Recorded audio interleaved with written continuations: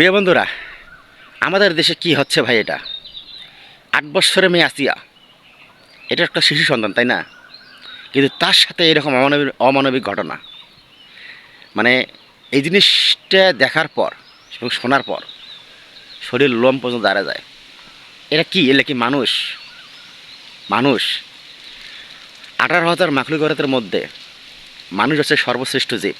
সে মানুষের যারা যে জিনিসগুলা, যে কাজগুলো হচ্ছে, এটা ভাই আসলে ভাবতে অবাক লাগে। আমরা কোন সমাজে বাস করে আছি ভাই? আমাদের শিক্ষিত সমাজ না মূর্খ সমাজ না মফিস সমাজ? কিছুই বুঝতেছি না। একটা মেয়েকে, একটা 8 বৎসরের মেয়েকে তার ওই জায়গা কেটে তাকে ব্যবহার করা হয়েছে। মানে এটা কি মানুষের কাজ? আপনারা একটু চিন্তা করে দেখেন তো। আমি এই জিনিসটা বুঝতেছি না ভাই। আমরা কোন দেশে বাস করি? কোন সমাজে বাস করি? পশু না মানুষ না কি? কিছুই বুঝি না। একটা 8 বৎসরের শিশু বলতে কি তার শরীর থেকে সম্ভবত ফেরেস্তায় সরে নেই, কিন্তু তাকে মানে এইভাবে নির্যাতন করে মারা হয়েছে। একটা 8 বৎসরের শিশু একটা মানুষের কি এমন ক্ষতি করতে পারে? আপনারা একটু চিন্তা করে দেখেন,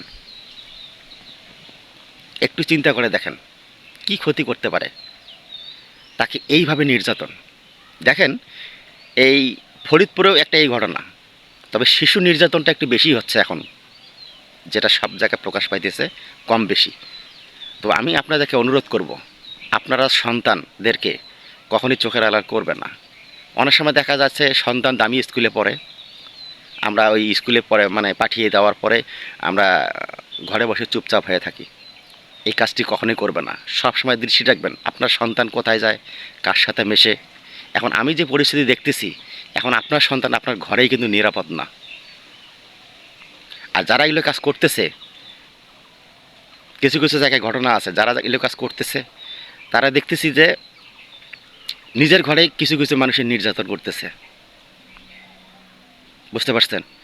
মানে জিনিসগুলা ভাবতে এতটাই খারাপ লাগতেছে, এতটাই মানে মনের মধ্যে কী যেন একটা নড়াচড়া দিচ্ছে যে আমরা কোন দেশে বাস করতেছি।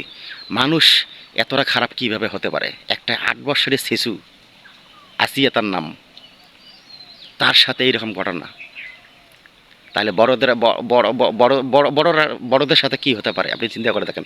যেখানে একটা শিশুর সাথে এইরকম ঘটনা ঘটতে পারে, আর একজন সেখানে বড়দের সাথে কি ঘটনা ঘটতে পারে? তো যাই হোক, সবার প্রতি অনুরোধ থাকবে, আপনারা সন্তানদের প্রতি, নিজেদের প্রতি একটু বাড়তি খেয়াল রাখবেন। কখনই ওদেরকে একলা ছাড়বেন না, এই জিনিসটা সবসময় মাথায় রাখবেন।